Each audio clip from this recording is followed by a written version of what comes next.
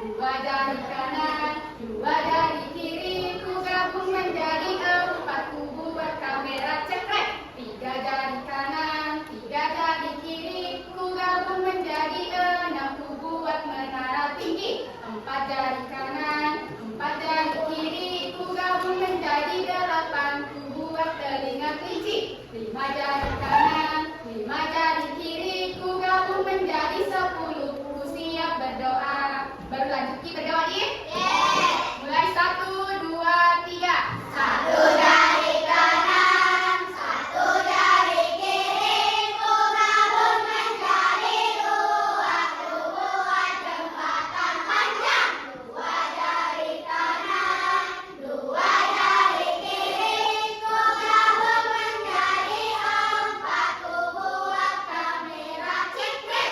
Tiga jari kanan, tiga jari kiri, ku gabung menjadi enam, ku buat menara tinggi.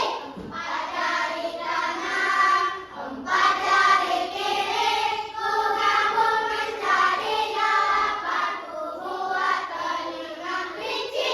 Lima jari kanan, lima jari kiri, ku gabung menjadi 10, ku siap berdoa. Bismillahirrahmanirrahim. Rabbis zidna ilman warzuqna fahman. Artinya, ya Allah, tambahkanlah ilmu kami dan berilah kami rezeki dan pemahaman yang benar. Amin. Nah, anak-anak, sebelum melanjutkan materi, Bu absen dulu nih.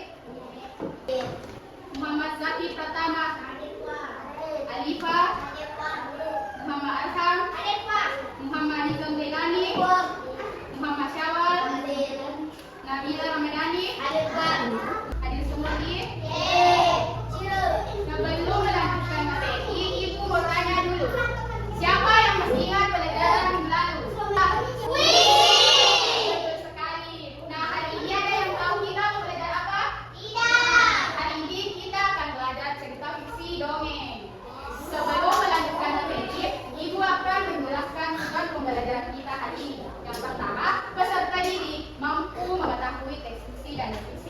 Yang kedua, peserta didik mampu membedakan 5 unsur intrinsik dalam dongeng. Ada tema, tokoh dan tokohan, latar, alur, dan amanat. Yang ketiga, peserta didik mampu membaca dan memahami isi dongeng, prinsip kecil dan prinsip. Yang keempat, peserta didik mampu menuliskan dongeng berdasarkan 5 unsur intrinsik. Yang terakhir, peserta didik mampu menyampaikan nilai dan pesan moral yang ada dalam cerita, prinsip kecil dan prinsip.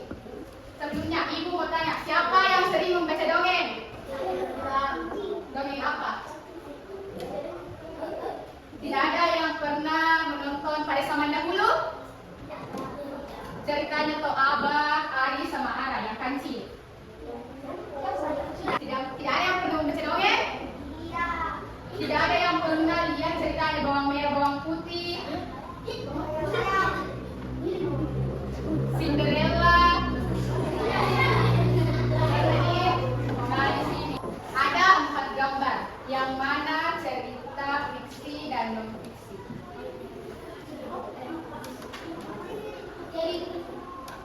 Lihat, diperhatikan. Yang pertama ada gajah kecil tak mau tidur, yang kedua ada gajah yang ingin terbang. Nah, yang ketiga ada buku IPAS, ilmu pengetahuan alam. Yang keempat ada juga buku IPAS, ilmu pengetahuan alam dan sosial. Yang mana di sini buku fiksi dan non-fiksi. Kanan atau kiri? Buku fiksi kanan atau kiri? Fiksi kanan atau kiri? Yang kanan yang bilang buku fiksi tangan kanan. Buku non-fiksi tangan kiri. Nah, buku fiksi itu artinya khayalan atau imajinasi. Sedangkan non-fiksi itu adalah kenyataan. Jadi yang mana di sini buku fiksi? Kalau kanan ini non-fiksi. Nah, Ibu akan jelaskan apa itu fiksi dan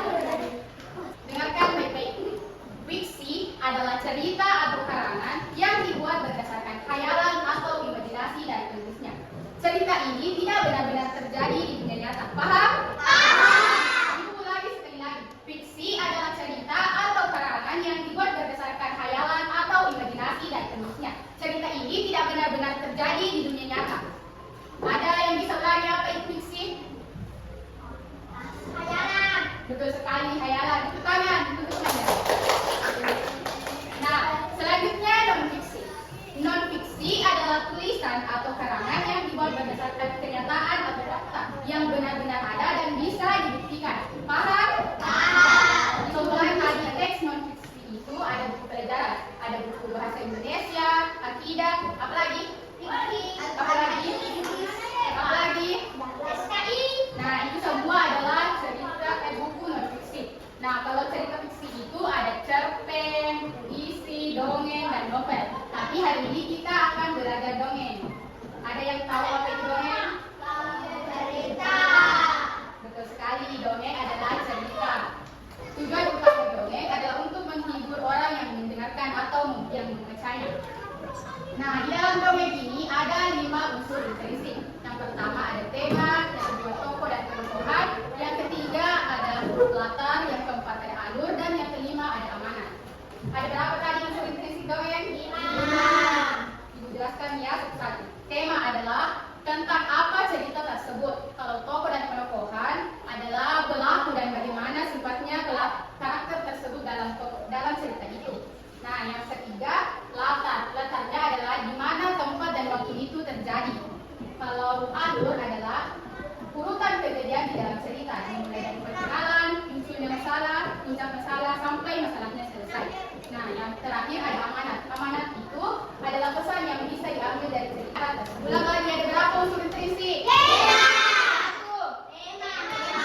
2, 3, 4, Alur. dan 5. Sekali. Nah, ibu punya cerita dongeng kecil-kecil dan guru pipit.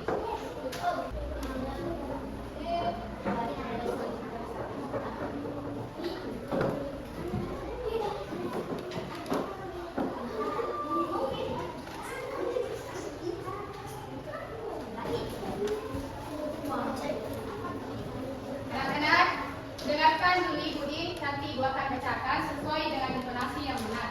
Nanti kalian yang akan bacakan ulang secara acak. Kelinci kecil dan burung pipit. Aduh, sakit. Suara kelinci kecil menggelegar di sudut kebun Pak Rusa.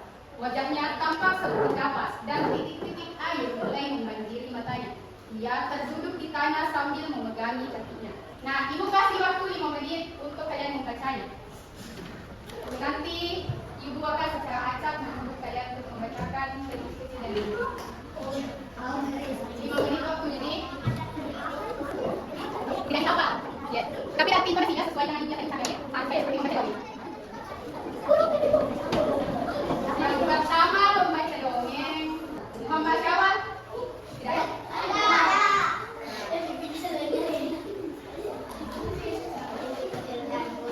Kecil besar seranya.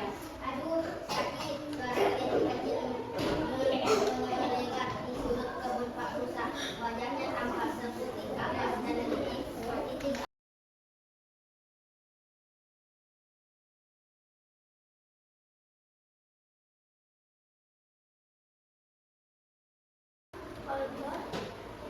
Nah, di dalam unsur intrinsik ini ada pelang dari dongeng tersebut. Nah, ibu minta kalian menentukan yang mana unsur intrinsiknya. Nanti ibu tulis di depan. Baik. Nanti dibuka ini, udah itu tulis di depan. Tadi kan, nah anak-anak silakan kalian meletakkan pelang yang ibu berikan yang sesuai dengan unsur intrinsik ini. Contohnya kan, anggaplah tidak boleh mencuri.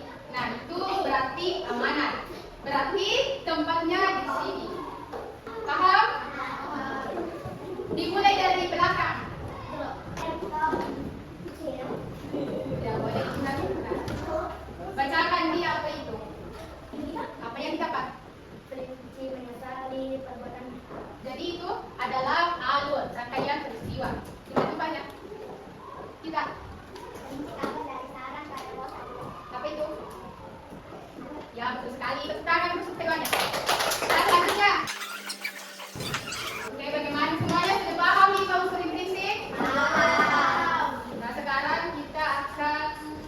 bentuk kelompok. Tapi kita ice breaking dulu. Semuanya berdiri. Ice breaking-nya gunting batu kertas. 1, 2, 3. Gunting batu kertas, gunting batu kertas. Menjadi apa? Menjadi apa? Tangan kanan gunting, tangan kiri gunting. Menjadi kepiting, menjadi kepiting. Gunting batu kertas, gunting batu kertas. Menjadi apa? Menjadi apa? Tangan kanan gunting, tangan kiri batu. Menjadi siput, menjadi siput. Gunting batu kertas, gunting batu kertas. Menjadi apa? Menjadi apa? Tangan kanan batu, tangan kiri batu. Menjadi gorila, menjadi gorila. Nah, sekarang kita akan membentuk kelompok. Semuanya maju ke depan membentuk lingkaran. Maju ke depan. Berdiri buat lingkaran kecil. Pegang pundak teman. Buat lingkaran kecil. Pegang pundak teman. Pegang pundak teman. Pegang pundak. Ayo berlari adik. Ayo berlari adik. Berlari adik. Berlari adik. Lingkaran angka 4.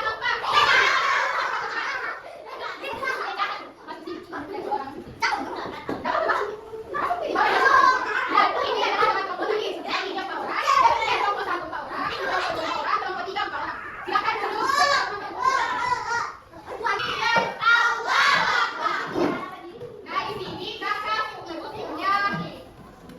Silakan kalian membuat dongeng berdasarkan gambar ini. Ya, kerja kelompok. Kelompok 1, prediksi dan pura-pura. Kelompok 2, ada monyet. Baca yang sedikit. Kelompok 3 yang kelinci, pura-pura saja. Ini.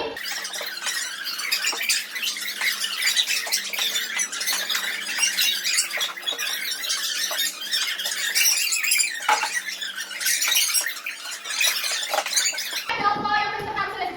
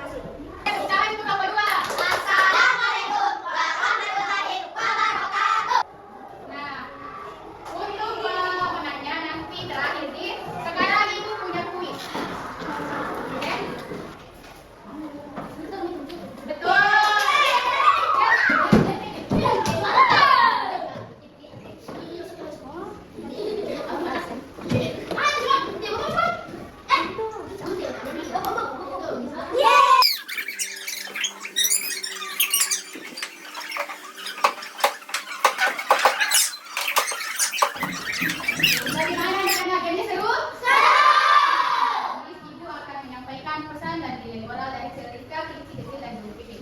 Yang pertama, pentingnya mematuhi aturan orang tua. Yang kedua, harus jujur dan menghindari mencuri. Yang ketiga, meminta izin sebelum mengambil sesuatu. Yang keempat, menghargai dan mengikuti nasihat baik. Yang terakhir, tanggung jawab atas keputusan sendiri. Siapa yang bisa ulang-ulang pesan moralnya?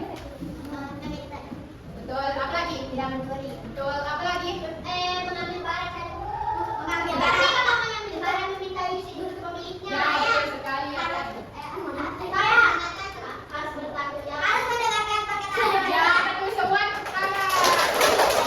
Untuk kesimpulan dari cerita tersebut menyajikan pelajaran penting tentang konsekuensi dan ketidakjujuran dan pengabaian nasihat orang tua, terutama di masa krisis. Nah, anak-anak, marilah kita